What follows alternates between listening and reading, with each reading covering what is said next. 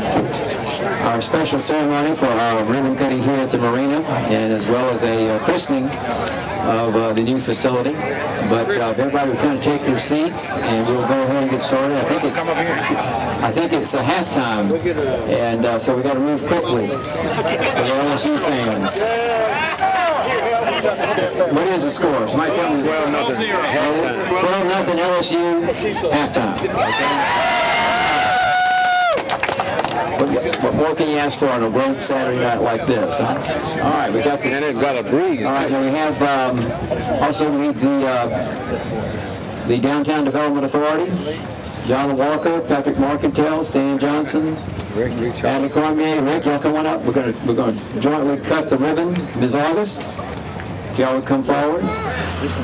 How many of you were at the other end when we cut the ribbon down there? Uh-oh.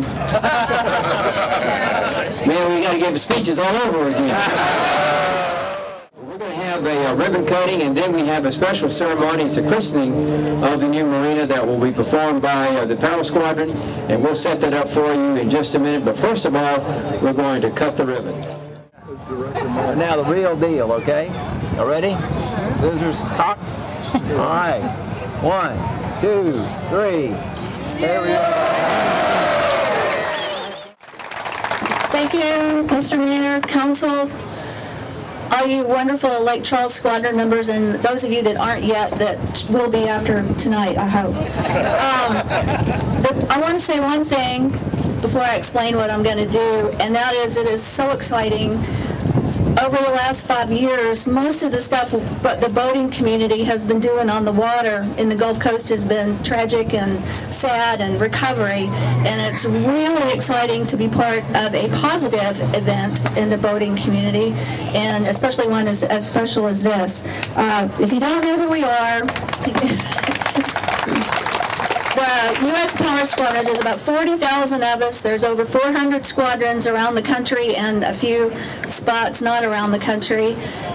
Lake Charles is one of the best squadrons. I'm from a little city across the river called Houston, but I drove. I had to work yesterday. I come over here to have fun. I mean, we've got a big squadron in Houston, but I come over here and I have a lot more fun. So, those of you in Lake Charles Squadron, raise your hands. So go see them after the ceremony. Our motto is boating is fun, and we're going to show you how. As early as the 3rd millennium before Christ, the Babylonians started blessing their ships.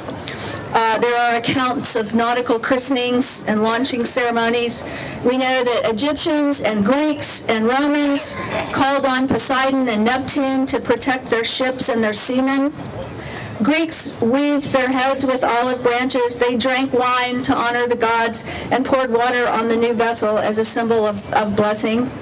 The Jews and the Christians used wind and water as they called upon God to safeguard them at sea.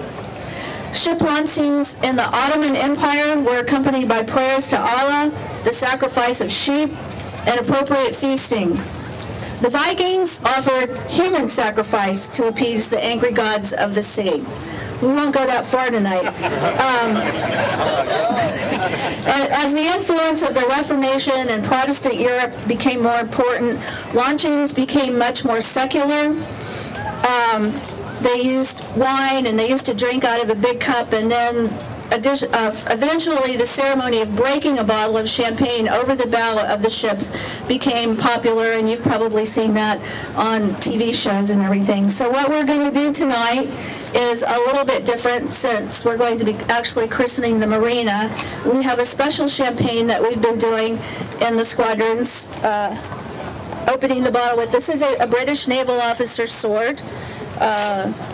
Horatio Hornblower, if any of you are fans of him, is the sword I've been using for this. And it's dark. I was expecting to do this in the daylight. I have to find the seam. Is there anybody you want me to aim at? I want to hide. So there's a few traditional words. Let me get those out. For thousands of years, we have gone to sea, we have crafted vessels to carry us, and we have called them she. The moods of the sea are many, from tranquil to violent. Our harbor must nurture and shelter our vessels through perilous gales, and so we ask the sailors of old to keep her timbers strong, watching over her during the storms to come. We celebrate the opening of the Bord du Lac Marina. May God bless the harbor and all who make this port of call, and may God keep all who sail to and from her safe.